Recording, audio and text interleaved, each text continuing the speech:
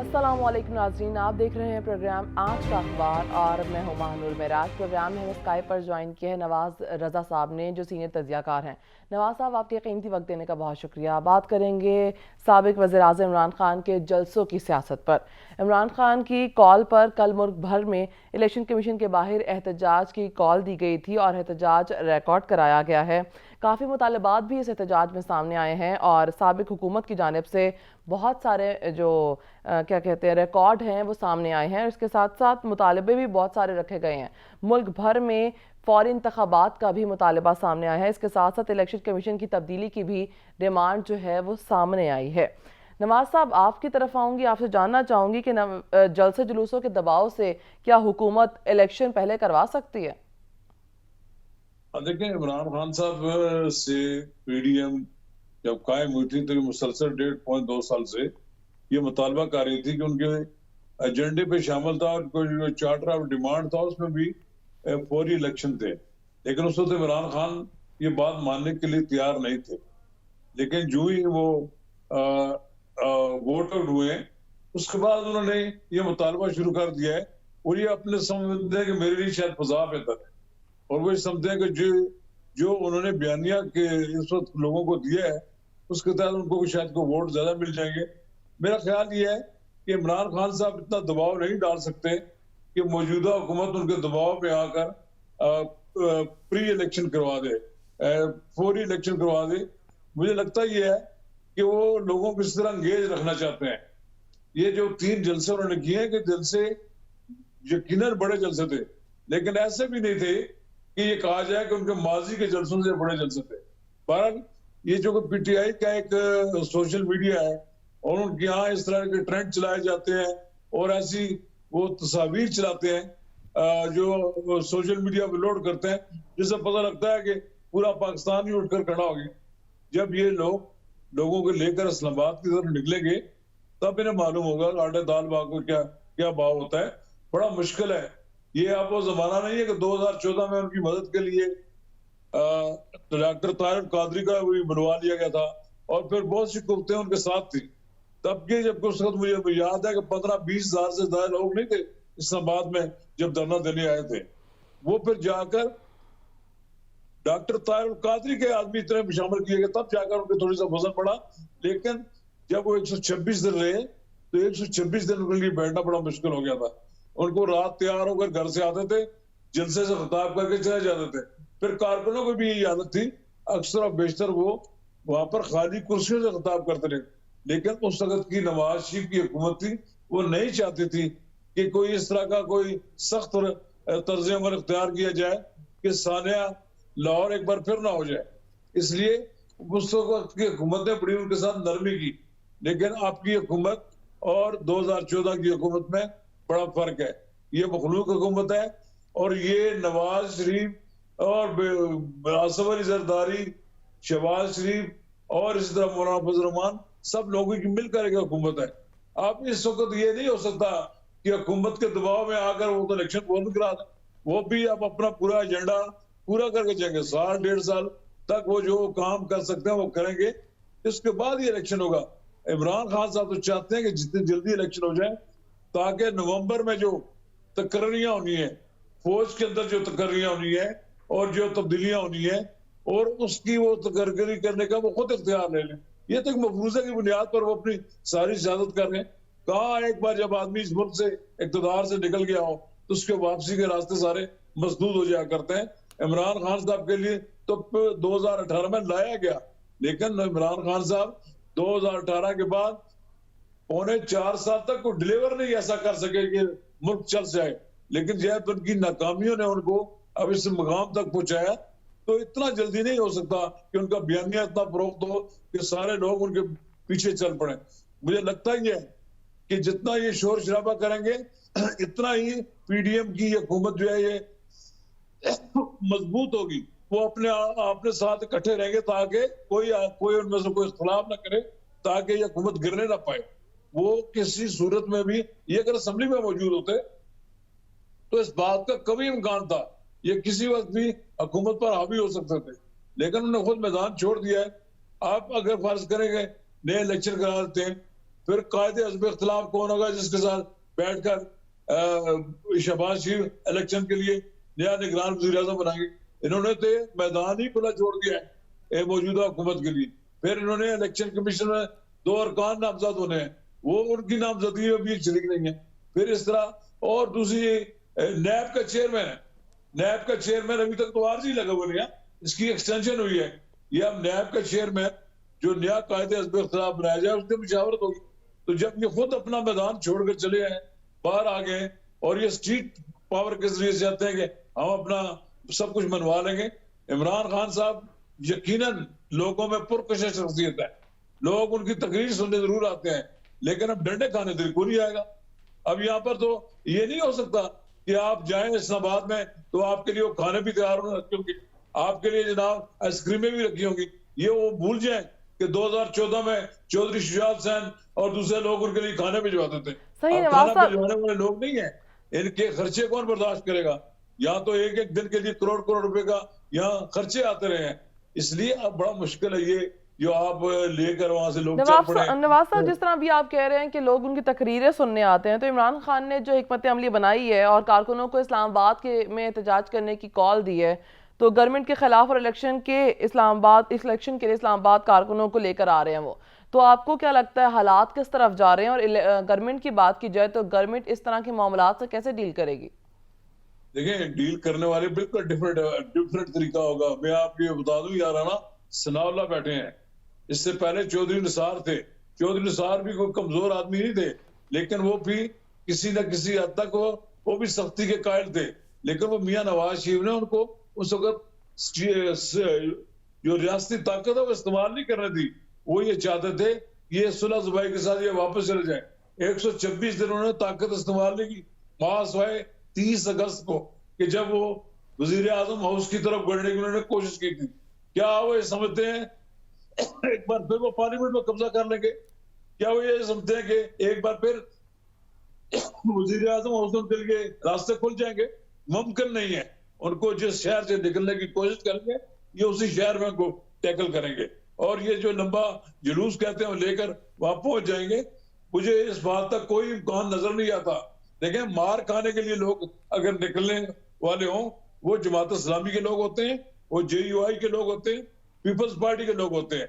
ये लोग अपने अपनी क्यादत के हुक्म पर सब कुर्बानियां दें। इनके यहाँ तो लोग सर धुलने के लिए जाते हैं, वो जनाब अपने वो लगा लेते हैं अपने माथे पे PTI का जनाब झंडा लगा लेते हैं और गले में वो बबल डाल लेते हैं और फिर वो उस पर रक्स करते हैं। ये रक्स नहीं है, ये जो रक्स है ये रक्स मर्ग होगा।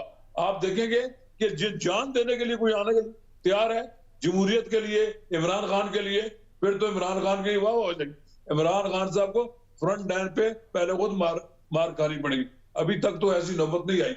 इन्होंने जिंदगी में कोर्ट 8 घंटे जेल काटी है और अभी थाने में काटी है। इसके अलावा अगर उन्हें महसूस हुआ कि उन्होंने पकड़कर उनको जेल बंद कर दिया तो उनकी रिहाई होते होते कई हफ्ते गुजर जाएंगे। इसलिए बड़ा मुश्किल है कि आप देखें मौलाना नवाज साहब, जिस तरह अभी राना सनाउल्लाह साहब ने भी कहा था कि इमरान खान इस्लामाबाद आए तो मैं खुद निमट लूंगा उनसे, इस तरह की बयानबाजी से आपको क्या लगता है कारकुनों को इस्लामाबाद लेकर आना क्या पुरसुकून लगता नजर आ रहा है आपको? देखिए, राना सनाउल्लाह साहब ने एक बार को कहा कि हम इनको सहूलत कर रहे हैं, आए ये तो इनके लिए खिदमत करेंगे।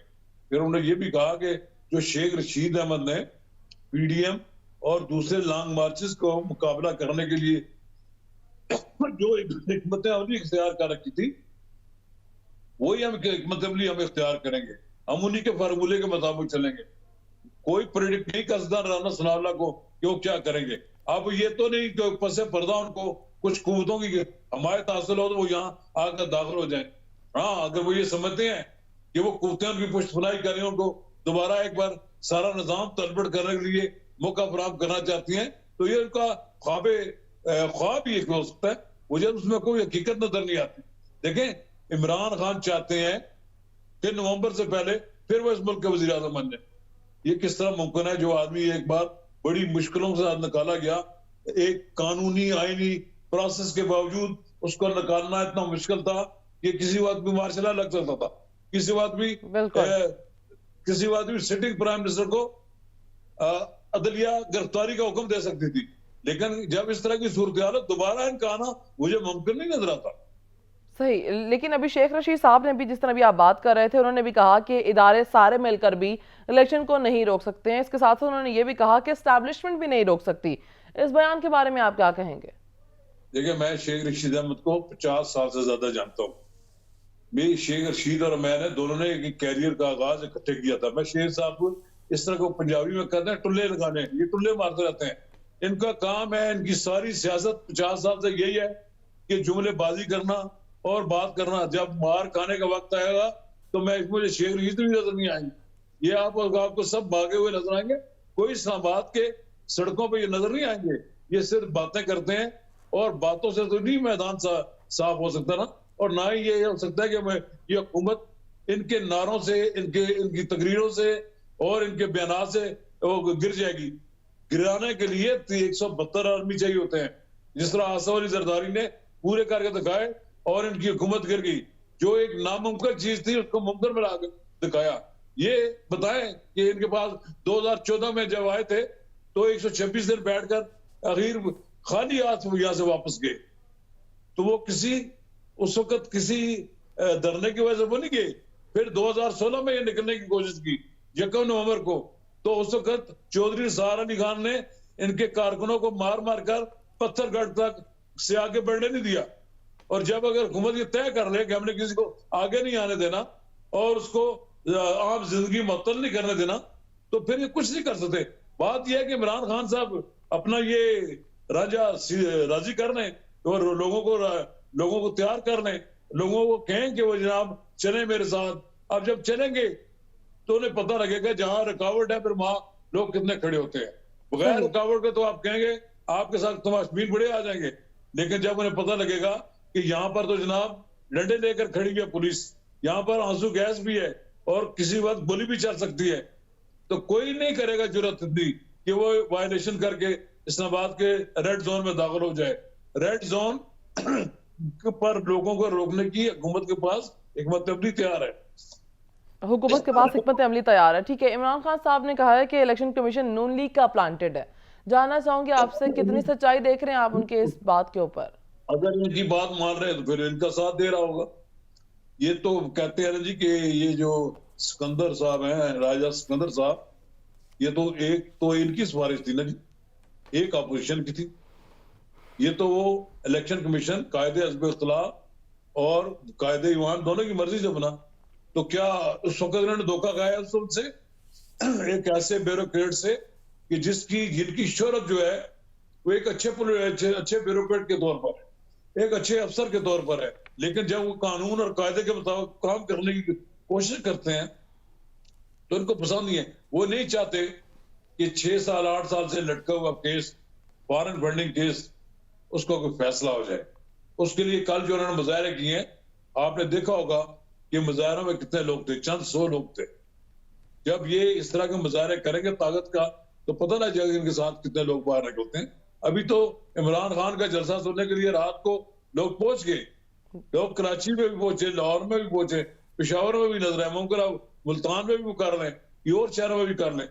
लेकिन जब लोगों को आप इसलिए लाएंगे सड़कों पर कि चले इस्लामाबाद चलते हैं, तो फिर जब वो इस्लामाबाद वाले भी तो इनके लिए वहां रोटियां नहीं पका कर रखी होंगी ना, इस्लामाबाद वाले भी तो इस्लामाबाद के तहफ़्फ़ुज़ के लिए बैठे होंगे। इसलिए मुझे नजर नहीं आता कि इमरान खान साहब कोई इस्लामाबाद की कॉल का कोई पॉजिटिव उनको अपना कारकुनों को रिस्पॉन्स मिलेगा। उन्हें बड़ी मुश्किलात का सामना करना पड़ेगा। ये 2014 नहीं है, 2022 है। दरियाओं के नीचे पानी बहुत बह चुका है। आप देखेंगे सूरत हाल इस तरह बदल चुकी है कि अब रवैयों में तब्दीली आ गई है। उस वक्त मियां नवाज शरीफ नहीं चाहते थे कि दोबारा सानिया मॉडल टाउन हो। मैंने उनसे एक बार पूछा कि आपने लोगों को लाहौर में क्यों नहीं रोक लिया, या रास्ते में कहीं ऐसी जगह क्यों नहीं रोक लिया जहां के पानी के और खाने पीने के वसाइल ना हो। तो उन्होंने कहा कि मैंने इसलिए रोक दिया कि ये फिर यही रट लगाए रखेंगे कि हम इस्लामाबाद की तरफ आना चाहते हैं। मैं नहीं चाहता था कि कोई तसादम हो, तो हमने इनको आने दिया यहाँ। लेकिन अब के हुक्मरानों को इस बात की बिल्कुल कोई फिक्र नहीं है। वो ये समझते हैं कि हम आए हैं नवंबर की तब्दीली आप समझ लें इमरान खान की मर्जी से नहीं होगी। नवंबर में कुछ भी होगा, जो कुछ भी होगा वो वजीर आजम मियां शहबाज शरीफ की मर्जी से होगा, मुशावरत होगी, एस्टेब्लिशमेंट के साथ जो मामला तय होंगे। लेकिन ये नहीं कि इमरान खान को अब दोबारा एक बार फिर इक्तदार मिल जाएगा कि नवंबर में जब वो आ जाएं तो अपनी मर्जी की यहाँ सब तब्दीलियां कर लेंगे, फिर उसके बाद राजा जो होगा वो अकेला फिरता रहेगा, कोई उनको पूछने वाला कोई नहीं होगा। ये नहीं होगा। इमरान खान साहब ने अपनी जिंदगी में बहुत सी सियासी गलतियां की हैं, जिनमें एक गलती ये भी है कि अगर वो समझते और वो ये देखते कि अगर उनका हाथ से इक़्तिदार जा रहा है तो वो एडवाइस देकर कौमी असम्बली के इंतखाबात करवाने की लिए असम्बली तोड़ सकते थे। वो देखते रहे कि शायद उनकी कोई मदद के लिए वो आ जाएगा, कोई नहीं आया। फिर जब उनके खिलाफ vote of no confidence mature हो गई तो वो उसकी गिनती कराने के लिए तैयार नहीं थे। अब अगर वो ये समझते हैं कि दोबारा वो फिर बरसे इक़्तिदार आ जाएंगे तो ये पाकिस्तान में ऐसा है कि जो पहाड़ से एक बार आदमी गिरता ना इक़्तिदार में, सियासत में, वो नीचे लुढ़कते लुढ़कते नीचे तक आते तक पता नहीं उसकी अपनी जान भी निकल जाती है। सही बड़ा नवाज मुश्किल साहब, होता है। इसी पर आपसे एक और सवाल भी करना चाहूंगी कि अगर साबिक वज़ीर आज़म ने जिस तरह प्लान किए हैं, चीज़ें, स्ट्रैटेजी बनाई है, हिकमत अमली बनाई है, अगर वो इलेक्शन जल्दी कराने में कामयाब हो जाते हैं तो फिर आगे आप सिचुएशन किस तरह देख रहे हैं? एक मफरूजा है आपकी, वही मैं नहीं इससे दुआ करता कि अब वो दोबारा आ जाएंगे। दोबारा आने के लिए लोगों को जेलों में जाना पड़ता है, दोबारा से 12 आने के लिए लोगों को जलावतनी की जिंदगी बसर करनी पड़ती है। क्या ये मोहतरमा बेनजीर भुट्टो से ज्यादा कुर्बानियां दे सकते हैं? नवाज शरीफ से ज्यादा जेलें देख सकते हैं? बड़े लोगों ने जेलें देखी हैं। अभी तक तो इमरान खान साहब ने कोई जेल ही नहीं देखी। आए जेल देखें, कुर्बानियां दें, एक बार फिर पार्टी ऐसी बनाए कि जो कुर्बानियां देने वाले लोग उनके गिर्द हों। उनके गिर्द तो ऐसे ऐसे लोग अजीब अजीब लोग इकट्ठे हो गए कि लोग खुद हैरान परेशान है। जो पीटीआई के लिए कुर्बानियां देने वाले कारकुन है उनको तो कोई पूछता ही कोई नहीं था। यहाँ तो एक ऐसा तबका इमरान खान के गिर्द इकट्ठा हो गया कि जो सुबह शाम उनकी तारीफें करता था और उनके मुखालिफिन को गालियां देता था। और ये सबसे बड़ा काम इनका यही था कि अपने सियासी मुखालिफिन को एस्टेब्लिश करो कि ये चोर हैं, डाकू हैं और हम ही जनाब सबसे ज्यादा दयानतदार, ईमानदार और हमसे ज्यादा कोई अच्छा नहीं है।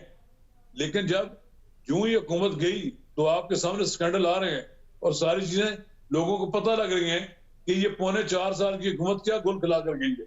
पाकिस्तान को दिवालिया होने के किनारे पे खड़ी करके चली गई है। अब इस हुकूमत को हमें श्रीलंका नहीं बनने देना चाहिए, हमें इस हुकूमत को श्रीलंका नहीं बनने देना चाहिए। उसके लिए एक ऐसी मुस्तहकम हुकूमत की जरूरत है कि जो माशी पॉलिसियां इस तरह बनाए कि मुल्क एक बार फिर खड़ा हो जाए। सही नवाज साहब, जिस तरह भी आप बात कर रहे हैं मुआशी पॉलिसीज़ की, तो ये जो मौजूदा हुकूमत है इसके मुंतखब होने के बाद भी मुआशी पॉलिसीज़ में बेहतरी नज़र नहीं आ रही। हमारी जो मुआशी सतह पर सूरत हाल है वो काफ़ी डाउन हुई हुई है। महंगाई जो है वो बढ़ती चली जा रही है, महंगाई कंट्रोल नहीं हो पा रही, बिजली के नर्ख में इजाफा होता जा रहा है, इसके साथ साथ पेट्रोल भी महंगा होने की भी जो है वो इतलात मौसूल हो रही हैं। इसके साथ साथ देखा जाए तो जो लोगों आवाम को रिलीफ महंगाई का मिलना था वो भी नहीं मिल पा रहा। तो मौजूदा हुकूमत ने आवाम को क्या रिलीफ फराम किया? नहीं, अभी तो कायम हुए 2 हफ्ते हुए हैं।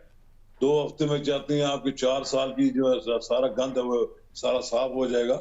IMF से कर्जा लिए हुए हैं इमरान खान साहब ने और IMF के दबाव था, IMF के मुताबिक नहीं चल रहे थे, सस्पेंड हुआ था प्रोग्राम। अब उसको बहाल करवा रहे हैं। अब उसके लिए मजीद पैसे भी मांग रहे हैं। जब मांग रहे हैं आपने पैसे हैं, उस पर आपकी मईशत खड़ी है। सारी दुनिया में पेट्रोल महंगा है कि 264 अरब डॉलर, 264 अरब रुपए का शॉर्टफॉल था जो इसको पेट्रोल की कीमत में इन्होंने पूरा करना था। अब वो इमरान जो पैसे देते हैं आपको, वो कहते हैं हमारे पैसे आप किस तरह वापस करेंगे, जबकि आपके अपने मुल्क में पैसे वसूल ही नहीं कर रहे। तो जाहिर है अभी तो पेट्रोल की कीमत नहीं बढ़ाई, लेकिन उन्होंने वहां पर वाशिंगटन में कहा है कि हम इस पर सोचेंगे। रही बात, आपने कहा जी गैस तो मंगवाई नहीं उन्होंने, गैस ना मंगवाने की वजह से आज शॉर्टफॉल है इसका बिजली का। आप देखें कारखाने बंद हैं। कोई ऐसी हुकूमत आपको नजर आई है जिसके 25 पावर प्लांट्स जो है बंद हो पड़े? किस वजह से हो जी? किसी की बेल्ट टूटी हुई है और किसी को पता लगा जी कि नट फलाना नट नहीं है, फलानी चीज नहीं, मामूली मामूली नौयत के काम जो थे वो इस तरह पड़े रहे। इस तरह की हुकूमतें तो नहीं चलती कि प्राइम मिनिस्टर को देखें, नवाज शरीफ होता था, उसकी सुबह टेबल पर ये फाइल पड़ी होती थी कि पावर प्लांट्स की तरक्की कितनी जा रही है, कितना काम हो चुका है। इनको मालूम होना चाहिए था कि जो पावर प्लांट्स मामूली खर्चों से ठीक चल सकते हैं, या जिन पे एलएनजी लगनी है, एलएनजी के लिए उसके लिए बार बार आप उनके लिए ऑर्डर्स बुक कराएं। अब दुनिया में चीजें जो महंगी हो गई हैं तो आपकी खरीद से बाहर हो रही हैं। लोगों को भी आमादा करें कि कम से कम लोग पेट्रोल खर्च करें।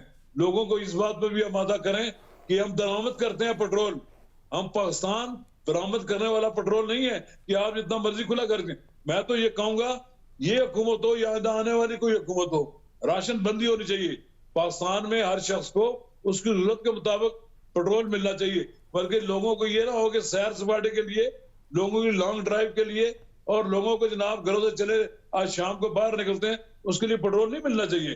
पेट्रोल होना चाहिए कि जितनी हमारी जरूरत है दफ्तर जाने के लिए और जितने हमारे घर के काम है। मैं समझता हूँ कि हमें पाकिस्तान के अवाम को इसकी एजुकेशन करने की जरूरत है। इस तरफ तो कोई तवज्जो ही नहीं देता, बस ये कहते जी पेट्रोल की कीमत यकीनन बढ़ गई है दुनिया में, या तो गैप कम होता जाएगा। ठीक है, हुकूमत के पास पैसे इकट्ठे नहीं होंगे, आप IMF को पैसे वापस नहीं कर सकेंगे, फिर वो आपके साथ वही झगड़ा होगा, अगली किस्त जारी नहीं होगी। या जिस मुल्क की मईशत मकरूज हो उसकी क्या हालत होगी। वो इसलिए कहा ना, शहबाज शरीफ ने जो बात की उसका इन्होंने दूसरा मतलब लिया कि beggars can not be chooser. हमें अपने आप को अपने पांव पे खड़ा होना चाहिए थे। जब वजीर आजम इमरान खान की हुकूमत कायम हुई थी, बिल्कुल, तो हमें अपने पाँव पर खड़ा होना चाहिए। ठीक है, इसी पर आपसे जानना चाहूंगी, वज़ीर आज़म शहबाज शरीफ साहब जो हैं काबीना और फैमिली मेंबर्स के साथ उम्रे पर जा रहे हैं। उम्रे पर जाने से पहले मीडिया, सोशल मीडिया पर उनके पर बड़ी तनकीद की जा रही है, कहा जा रहा है सरकारी खर्चे पर जा रहे हैं। क्या कहेंगे इस पर आप? अगर सरकारी खर्च पर हो तो तनकीद होनी चाहिए, लेकिन आपकी हम सबके इत्तला की रहना चाहिए। उनको सबको कहा कि आपने टिकट लेने हैं, आप टिकट के पैसे इमरान आप किसी गरीब पार्लियामेंटेरियन को या जो खर्च नहीं करना चाहता शहबाज शरीफ अपनी जेब से दे दें तो उनकी मर्जी, लेकिन हुकूमत के खर्च से किसी एक आदमी को भी उम्रा पर नहीं ले जाया जाएगा। या आप क्लियर रख लें, और जब ये पता लग जाएगा एक पैसा भी उन्होंने नहीं खर्च किया, सारे पैसे जो लोग साथ जा रहे हैं उनको ये फैसिलिटी होगी कि वो उम्रा की अदायगी बड़े आसानी से कर लेंगे। इसके अलावा तो कोई सहूलत नहीं होगी। बाकी जो लोग जो 4, 5, 6 सरकारी अफसर जाना है, यकीनन वो तो जाएंगे, और खारजा वजारत खारजा के लोग वो साथ जाना जरूरी होता है। मेरा ख्याल है बाकी जितने भी लोग पॉलिटिशियन जाएंगे या दूसरे लोग जाएंगे वो पेमेंट करेंगे। अब इसमें कोई शक शुबा की गुंजाइश ही नहीं रही, कि उन्होंने साफ कह दिया है कि तमाम वो लोग जो मेरे साथ जा रहे हैं ये अपने अपने खर्च में जाएंगे। पहले वो चार्टर तैयार कर रहे थे, चार्टर तैयारे में भी पेमेंट करनी पड़ती थी, लेकिन शायद उन्होंने सोचा कि बजाय इसके चार्टर तैयारे के हमें पूरी नशिस्तें का ज्यादा बिल देने के बजाय हमें शेड्यूल फ्लाइट जो है कमर्शियल फ्लाइट उसमें नशिस्तें मिल जाएंगी। तो ये एक बहाना होता है, हमारा तरीकाकार हमारे मुल्क में ये है कि ये इतने लोग उम्रे पे जा रहे हैं, उन्होंने पहले से क्लियर कर दिया कि जो लोग मेरे साथ जाएंगे वो पेमेंट करेंगे, और पेमेंट के बगैर अगर लोग जाते हैं तो फिर हुकूमत पर तनकीद होना नवाज साहब, जरूरी है। क्या जो इन्होंने ऐलान किया है कि जो लोग जाएंगे वो अपनी पेमेंट पर जाएंगे, क्या ये जो लिस्टें मीडिया पर लीक हुई हैं उसके बाद उनकी जानिब से ये वाली बात सामने आई है? नहीं, ये तो मुमकिन है। अभी तो देखे इब्तदाई तैयारी हो रही थी तो लोगों ने शोर मचाना शुरू कर दिया। पता ही नहीं था कि लोग जा कितने रहे हैं, क्या कुछ हो रहा है। उन्होंने कहा जी फलां को भी दावत दी, फलां को भी दावत दी, तो लोगों ने ये समझा कि सरकार के खाते से सारा कुछ खर्च हो रहा है। लेकिन आपको मालूम होना चाहिए कि शहबाज शरीफ पैसे के मामले में बहुत कंजूस आदमी है। वो इस तरह लोगों को पैसे उन पर खर्च करने के लिए तैयार नहीं होते। वो तो कई बार ऐसा भी हुआ है माजी में भी, नवाज शरीफ के जमाने में भी, कि लोगों को कहा गया कि आप अपना टिकट लें और फिर आप जाएं हमारे साथ। अब भी ऐसे ही होगा, आप देखेंगे कोई अगर पाकिस्तान की कौमी खजाने से एक पैसा भी खर्च हुआ तो ये सब कुछ शहबाज शरीफ की जिम्मेदारी आती है। शहबाज शरीफ ने तो ये कहा है कि मैं अपना टिकट भी खोल दूंगा, हालांकि वो वहां पर सरकारी मसरूफियात भी उनकी मौजूद है वहां, लेकिन उन्होंने सबके साथ टिकट लेना है। ये नहीं हो सकता कि वो तो जा रहे हो सरकारी टिकट पर और उनके साथ वाले जा रहे हो हुकूमत के टिकट पर, तो ये नहीं हो सकता। मैं समझता हूँ कि सब लोग अपनी अपनी जेब से खर्च करेंगे, और जो नहीं खर्च करेगा तो पाकिस्तान पे तो कौन सी चीज ढकी छुपी रह सकती है। अभी वो वापस नहीं आएंगे, सब कुछ लिस्टें बाहर आ जाएगी कि इनके टिकट किसने अदा किए। सही। नवाज साहब, एक और चीज़ भी सामने आई थी कि जो आउट होने के बाद मरियम औरंगजेब साहिबा ने कहा था कि 13-14 लोग जो हैं वो जा रहे हैं और अपने खर्चे पर वो लोग जा रहे हैं, लेकिन आवाम की तरफ से जितनी तनकीद की गई सोशल मीडिया पर तनकीद के निश्तर बरसाए गए, उसके बाद ये 61 लोगों से 13-14 लोगों पर क्यों आ गया सर? देखिए, उम्र की सादत हासिल करने के लिए रमजान मुबारक में पाकिस्तान के बेशतर लोग कोशिश करते हैं। बेशतर लोगों को तो सऊदी अरब से भी दावत आई होती है। मौलाना फजल रहमान साहब तो हर साल कम बेच जाते रहते हैं। कई ऐसे पॉलिटिशियंस भी हैं जो अपने घर पर पहले भी जाते थे, लेकिन अगर एक ऐसी उनको सहूलत मिलती है कि जिसमें उनके साथ जब उम्रा की अदायगी होगी, उनके लिए मुमकिन है कि जब वो हरम शरीफ में जाएं तो उनके लिए सरकारी तौर पर वहां पर उम्रा की अदायगी में सहूलतें फराहम की जाएं, और फिर उनके लिए मक्का से मदीना, मदीना से जद्दा वापस लाने के लिए सहूलियात हों। इसके अलावा तो कोई और सहूलत नहीं हो। ये होटल का बिल देंगे, ये तियारे का जो किराया है वो देंगे, इससे कोई बरी जिम्मा नहीं है। अगर कोई बरी जिम्मा हुआ, कोई सरकारी अफसर तो हो सकता है कि जिसको तो उनको साथ ले जाना उनकी जिम्मेदारी है, लेकिन ये नहीं हो सकता कि वो लोग जो पॉलिटिशियंस है, जो पॉलिटिकल की अहमियत है, वो अपनी जेब से कोई पैसा ना खर्च करें, सबको खर्च करके जाना पड़ेगा। सबको अपने खर्चे पर खुद जाना पड़ेगा। ठीक है नवाज साहब, दूसरी बात ये भी है कि मरियम औरंगजेब ने 61 बंदों की लिस्ट जो जारी हुई है उसके बारे में उन्होंने कहा कि वो लिस्ट जो है वो खुद ब खुद जनरेट हो गई है। ये कैसी बयानबाजी है? खुद ब खुद अगर देखा जाए तो कैसे लिस्ट जनरेट हो सकती है? देखिए, लिस्ट जनरेट नहीं होती। देखो, उन्होंने जो दावतें दी है ना मियां शहबाज शरीफ की तरफ से मुख्तलिफ पॉलिटिशियंस को, जो इस वक्त तो उनके इत्तेहाद में शामिल है या इत्तेहाद से बाहर भी बैठे हुए हैं, पीडीएम के लोग हैं, कोई दूसरे लोग हैं, उनको कहा गया कि हम जा रहे हैं, आप हमारे साथ जाना पसंद करवाएंगे। जब उनकी तरफ से हामी मिली तो उन्होंने कहा कि इसका खर्च भी आपको देना पड़ेगा। जो आदमी अपना खर्च पे जाना चाहता है तो उनके साथ उनको तो सिर्फ ये फैसिलिटेट करेंगे ना जी, उनके वीजे लगवा देंगे, उनको अपने साथ एक जहाज एक फ्लाइट में चले जाएंगे, 3 दिन के बाद वापस आ जाएंगे। हम नॉर्मल हालत में जाएं तो कोई आदमी 3 दिन में तो वापस नहीं आ सकता। उसके लिए तो कम से कम उसको 15-20 दिन का उसको एक चक्कर में गुजरना पड़ेगा। जहाज जाएगा, फिर जब अगली बारी आएगी ईद के बाद वापस आएगा। ये कम से कम मुदत में उम्रा अदा हो सकता है और उसके बाद वापस आ जाएंगे। देखें, हमारे यहाँ इश्यूज जो है ना, ये इश्यू तब बनता अगर वो उम्रा करके लोग आते हैं पाकिस्तान के कौमी खजाने से, और फिर ये गरीब मुल्क जिसके पहले ही वसाइल कम है, लोगों ने खर्च किए होते, बेदर्दी से पैसे खर्च किए होते, यकीनन फिर तो ये बात कही जा सकती है कि ये जनाब इतना खर्च क्यों है। और आप कोई पता नहीं मुझे कि वहां मक्का में और जद्दा में जहाँ ठहराने का इंतजाम जो है सऊदी हुकूमत ने खुद किया हो कि हमारे मेहमान आ रहे हैं, वहां तो इस तरह की वहां कर्टेसी होती है, लेकिन खर्च लोग अपना करके जाएंगे। अभी तो हमें इंतजार करना चाहिए ना, अब लोग जाएंगे, कितने लोग जाएंगे, कितने लोग वहां ठहरेंगे, क्या उन्होंने खर्च किया, इसका भी अभी कौमी असम्बली में सवाल आ सकता है और सवाल का जवाब देना पड़ेगा। मौजूदा हुकूमत की जिम्मेदारी है। सही, ठीक है। नवाज साहब, जिस तरह मईशत का ग्राफ हमारे मुल्क में निचली सतह पर जाता जा रहा है, जानना चाहूंगी कि हुकूमत मईशत में इस्तेहकाम लाने के लिए हुकूमत को किस तरह के इकदाम करने की जरूरत है? देखिए, जब तक मियां शहबाज शरीफ जब इक़्तिदार में आए तो पहली बात तो ये हुई कि डॉलर का रेट नीचे है, ये सबको मालूम है, और अभी भी थोड़ा सा ऊपर गया फिर वापस आ गया, यही डॉलर नीचे की तरफ ही है उसका रुझान। रही बात स्टॉक एक्सचेंज ऊपर गया, ये हमारे सामने है।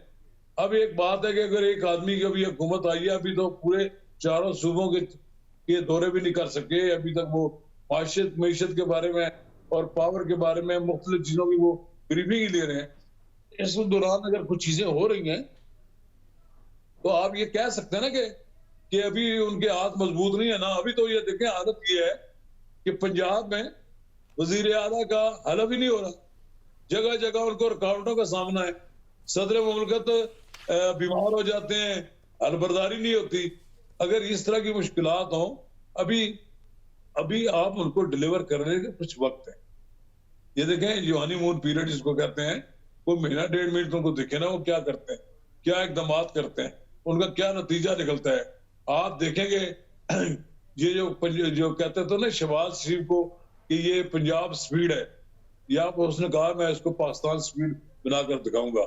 आप देखेंगे जो आदमी सुबह 7 बजे उठकर मेट्रो बस का मुआयना करने पहुंच जाता है, तो यहाँ तो लोग हमारे हुक्मरान जो है वजीर आजम दोपहर सूरज जो है निस्फुल नहार पर होता है उस वक्त सोकर नहीं उठते थे। ये जो आदमी सब अपनी सुबह का आगाज नमाज फजर के बाद करता है काम, वो आदमी पूरा दिन अपना काम कर सकता है। अब आप देखें जब एक आदमी को पता लगे कि वजीर आजम जाग रहा है और वजीर आजम सो नहीं रहा, मदद नहीं कर रहा, तो यकीनन सारी ब्यूरोक्रेसी भी बड़ी तंग होगी और ब्यूरोक्रेसी को भी काम करना पड़ेगा। उन्होंने एक ही आते ही कहा कि जनाब कि हफ्ते की छुट्टी बंद हो, तो कई लोगों को जनाब बुखार चढ़ गया, और फिर वजारत खजाना ने यह मशवरा दिया कि एक दिन छुट्टी करने से तो हमारी बचत होती है। तो चले इसी में बचत के लिए उन्होंने कहा ईद के बाद हम देखेंगे कि हम हफ्ते की छुट्टी खत्म करते हैं। जो आदमी काम करने का आदमी लेकर आया हो, आप उसकी थोड़ा सा उसको इंतजार कर ले, नहीं डिलीवर करेंगे तो खुद बदनाम हो जाएंगे। डिलीवर करना इनके लिए जरूरी है। अब ये कहा जाए क्योंकि इमरान खान साहब चाहते हैं कि इलेक्शन हो जाए, तो इसलिए इलेक्शन करा दें। इमरान साहब का खान आप कहते हैं कि जनाब असेंबली इसको तोड़ दें, हर चीज में जो ये वो कहते हैं वो जो एक खिलौना है मांगते हैं, इनके लिए हर चीज खिलौना है, इसको भी तोड़ दो, इसको भी खत्म कर दो। मैं जो कहता हूं मेरी बात मानो, आप इमरान खान साहब को सियासत सीखनी पड़ेगी। मैं नहीं समझता अगर सियासत सीखी होती तो वो ये पीडीएम की जमातों को इकट्ठा ना होने देते। ये मैंने इनको एक बार कहा था कि जनाब अपोजिशन के खिलाफ आप जितना शोर मचाते हैं, अगर आप मेहरबानी फरमाकर इनके साथ डायलॉग करें तो आधे लोग आपसे उनके साथ टूट कर आपके साथ शामिल हो जाएंगे। तो कहने लगे कि मैं तो चोरों डाकुओं के साथ नहीं बैठता। फिर इन चोरों डाकुओं ने आपको घर में जवा दिया ना, जिनको आप ये समझते थे वो इस काबिल भी नहीं है उनके साथ बैठ जाएं। पॉलिटिशियन जो होता है वो बड़े दूर की बात करता है। अब देखो उन्होंने सितंबर 2020 में पीडीएम बनाई, पीडीएम टूट भी गई, फिर इकट्ठे हो गए लोग सारे, और फिर जब वो इकट्ठे हो गए तो उन्होंने इसको नतीजा खेल बनाया तहरीक में इत्तेमाद में। इन्होंने मजाक उड़ाया, इन्होंने कहा जी मैं तो दुआ कर रहा हूं कि आप मेरे खिलाफ तहरीक इत्तेमाद देख रहे हैं। फिर अल्लाह ताला ने रमजान में उनकी दुआ कबूल कर ली, फिर दुआ उनकी कबूल हुई, तो उसके बाद फिर ये कहने लगे ये मेरे लिए तोहफा है। फिर तो उस तोहफे ने जनाब इनको घर भिजवाया, तो फिर ये कहने लगे कि जनाब हमें जाता नहीं। क्यों नहीं जाते? मेरे खिलाफ आर्मी साजिश होगी है। क्या पीडीएम वाले जो बाइडेन के पास गए थे क्या हमारी मदद करें? पीडीएम तो शुरू दिन से आपके खिलाफ थी, आपको हुकूमत से गिराना चाहती थी, और पीडीएम ये चाहती थी कि आपके खिलाफ तहरीक में इत्तेमाद आए, पीडीएम लेकिन बिल्कुल नवाज सही नहीं मानते थे। पीडीएम चाहती थी कि तहरीक एतमाद साबिक वज़ीर-ए-आज़म इमरान खान के खिलाफ लाई जाए और वो लाने में कामयाब भी हो गए। ठीक है, नवाज साहब जानना चाहूँगी जिस तरह आवाम मौजूदा हुकूमत से उम्मीदें लगा के बैठी है कि मौजूदा हुकूमत उनको रिलीफ फराम करेगी, तो आपसे सवाल ये करूँगी कि बेहतरीन मौशी पॉलिसीज़ किस तरह के लिए बननी चाहिए और बेहतरीन मौशी पॉलिसीज़ के लिए किस तरह का मैकेनिज्म बनाना चाहिए इस हुकूमत को?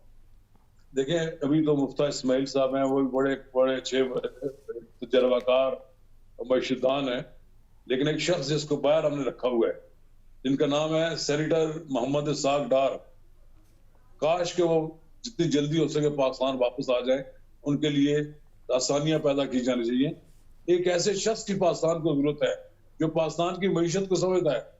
जब तक इसाक डार पाकिस्तान के मईशतदान रहे और सारा खजाने का इंतजाम उनके पास था, मुल्क की मईशत तरक्की की तरफ गई। हमें ऐसे लोगों की जरूरत है कि जो कमिटमेंट के साथ, जो दिन रात एक करके पाकिस्तान के लिए लड़ते हों। मुझे याद है कि साग डार ने 2 बार नहीं बल्कि 3 बार मेरा ख्याल है कि जब IMF ने कहा कि आप $8 कीमत कम कर दें रुपए की और डॉलर की कीमत बढ़ाएं, तो उन्होंने इनकार कर दिया था। उन्होंने कहा कि ये मैं हूं जिसने फैसला करना है, आप कौन होते हैं? मैं समझता हूं कि ऐसे लोगों की जरूरत है कि जो IMF का दबाव का मुकाबला कर सकें। हमें एक डार की जरूरत है, उन्हें पाकिस्तान वापस आना चाहिए। वो इस वक्त भी सेनेटर हैं, उन्हें हलफ उठाना चाहिए, उन्हें आए मुकदमात का सामना करना चाहिए, उनके लिए रास्ते खोले। जब आपके पास ऐसे लोग आ जाएंगे, यकीनन पाकिस्तान की मीशत को इस्तेकाम मिलेगा। ये जो लोग डॉलर की कीमत बढ़ाते हैं, आप क्या ख्याल है मार्केट में डॉलर कोई कम हो जाता है, ये कम करते हैं लोग, ये डॉलर की कीमत को अपनी मर्जी से बढ़ाते चढ़ाते हैं और ये कोशिश करते हैं कि पाकिस्तान में मार्केट में डॉलर कम हो जाए ताकि उसका रेट बढ़े। अगर उन लोगों पर गिरफ्त हो जो डॉलर की कीमतें बढ़ाते हैं, उनके लिए जेलें खोल दी जाएं और उनको पता लगेगा उनके लिए जनाब FIA और FBI उनके पीछे उनका ताक़ब कर रहा है, तो आप यकीन जान करेंगे वो सारा डॉलर मार्केट में लेकर आ जाएंगे। ये मार्केट में से डॉलर गायब करने की स्ट्रेटेजी है जिसके तहत पाकिस्तान में डॉलर को आगे ले जाते, ये इनका बस चलता है, ये 200 ले जाते हैं। अब एक ऐसी हुकूमत आ गई है कि जिसका वजीर आजम भी जाग रहा है और जिसका बशीर खजाना भी जाग रहा है, और यकीनन वो उन लोगों के खिलाफ कार्रवाई करेंगे, इंतजार कर रहे हैं कि जो लोग डॉलर की कीमतें बढ़ाते हैं जिसकी वजह से डॉलर पर दबाव, जो रुपये पर दबाव बढ़ा है। मुझे लगता ही है कि अफगानिस्तान की सूरत हाल का भी इस पर असर है, लेकिन जब तक कोई अच्छी और उम्दा हिकमत अमली नहीं बना ली जाती, पाकिस्तान से डॉलर गायब नहीं होने दिया जाए। और ये डॉलर अगर मुस्तहकम हो गया, नीचे की तरफ आया, आप देखेंगे महंगाई भी कंट्रोल होगी। महंगाई की बुनियादी वजह ये है कि पाकिस्तान के अंदर जो दरामदात की जाती हैं डॉलर की वजह चीजें वो महंगी हो रही हैं, उनको कम करना ये हमारी स्ट्रेटेजी होनी चाहिए। और देखें उसमें हुकूमत की भी शाखर्चियां नहीं होनी चाहिए, कई प्रोजेक्ट्स इनको ड्रॉप करने पड़ेंगे, इनको सारे की सारी तवज्जो इस बात पर देनी पड़ेगी कि पाकिस्तान की मीशत को मुस्तहकम करने के लिए हमारे रुपये की कीमत जो है वो ज्यादा बढ़े। मैं उस दिन में खुश हूंगा, अल्लाह ताला करे कि पाकिस्तान में एक बार फिर ये रुपये की कीमत जो है बढ़े और डॉलर 100 रुपए तक वापस आए। ये लाया जा सकता है, लाने जाने के लिए कोई थोड़ी सी जदोजहद करनी पड़ती है, उन बैन अवी कुवतों को आंखें दिखानी पड़े, उनको दिखानी पड़ेगी आंखें जो लोग कहते हैं डॉलर की कीमत बढ़ाने का डिमांड करते हैं। हम उस डिमांड के सामने अगर लेट जाएंगे तो फिर तो हम कुछ भी नहीं कर सकेंगे। हमें चाहिए कि पाकिस्तान के रुपये की कीमत बढ़ाने के लिए हिकमत अमली तैयार करें और पाकिस्तान को अपनी दरामदात कम से कम करनी चाहिए और बरामदात बढ़ाने के लिए वसाइल फराम करना चाहिए। जब आपकी चीजें ये नई चीजें इजाफा नहीं होगा बरामदात में और दरामदात कम नहीं होंगी तो हम मुश्किलात का शिकार होंगे। बिल्कुल सही। हमें रुपए को मुस्तहकम बनाने के लिए डॉलर की कीमत को नीचे आना बहुत ज़रूरी है। ठीक है नवाज साहब, एक और सवाल आपसे करना चाहूंगी, नवाज शरीफ साहब की वापसी कब तक देख रहे हैं आप? जी, नवाज शरीफ साहब की वतन वापसी कब तक देख रहे हैं आप? नहीं, नवाज शरीफ साहब की मुझे तो फौरी वापसी नजर नहीं आ रही, लेकिन जहां तक मेरा इल्म यह है कि उनकी तैयारियां मुकम्मल है। उन्हें डॉक्टर ने आज कहा कि आप चले जाएं, वो आ जाएंगे। वो अब अदालत के सामने फेस करने के लिए और वो जेल जाने के लिए तैयार होंगे, वो मुकदमात का भी सामना करेंगे। लेकिन अगर वो ये कहे कि कल वो आ जाएंगे, कल वो को नहीं आ रहे, ना अभी उनके आने का कोई प्रोग्राम है, लेकिन उनको पासपोर्ट मिल गया है, उनको मिल गया पासपोर्ट, इसाक डार साहब को भी, जिन जिन लोगों को उन्होंने पासपोर्ट जब्त किए हुए थे। मैं ये समझता हूँ अभी किसी ने कहा जी 10 साल के लिए पासपोर्ट मिल गया उनको, तंज किसी ने किया, तो क्यों नहीं मिलना चाहिए पासपोर्ट? वो पाकिस्तान के साबिक वज़ीर-ए-आज़म हो रहे हैं। किसी से आप पाकिस्तान के किसी ऐसे शहरी को नवाज शरीफ की पाकिस्तानियत को छीन सकते हैं? नवाज शरीफ एक पाकिस्तान का साबिक वज़ीर-ए-आज़म 3 बार रहा है, उन्हें जिन हालात में उनको बाहर जाना पड़ा सारी दुनिया को इल्म है, वो पाकिस्तान आकर फेस करेंगे अपने खिलाफ मुकदमात को। और मुझे नजर ही आता है कि 2-4 महीने बाद आप देखेंगे कि मियां नवाज शरीफ आ जाएंगे और वो अदालत का सामना करेंगे। सही। कुछ ही टाइम बाद नवाज शरीफ साहब वापस आ जाएंगे। इसी पर आपसे जानना चाहूंगी कि अभी डॉक्टर्स अगर उन्हें कह दें कि वो कुछ ही टाइम बाद वो वापस आ जाएंगे, तो ये डॉक्टर्स ने जो उन्हें मशवरा देना है वापस जाने का, तो वो साबिका हुकूमत में भी तो दे सकते थे। देखें, एक मेरी बात सुने, उनका इलाज तो मुकम्मल नहीं, ये सारी दुनिया जानती है, उनके दिल का इलाज होना है, मुमकिन उसका बाईपास हो, उनके जो बाकी गुर्दों का मसला है वो बड़ा सीरियस पोजीशन में है। लेकिन आप समझते हैं कि जब एक आदमी वहां पर अपना ट्रीटमेंट करवा रहे हैं, इनको जिन लोगों को इस बात की जल्दी है को पाकिस्तान आए, उन्हें हथकड़ी लगाकर अडियाला जेल या कोट लखपत जेल में बंद कर दें, अगर ये शौक किसी ने पूरा करना है तो आप ये समझें कि नवाज शरीफ की पार्टी ने और नवाज शरीफ के तादियों ने उन लोगों को घर भिजवा दिया है।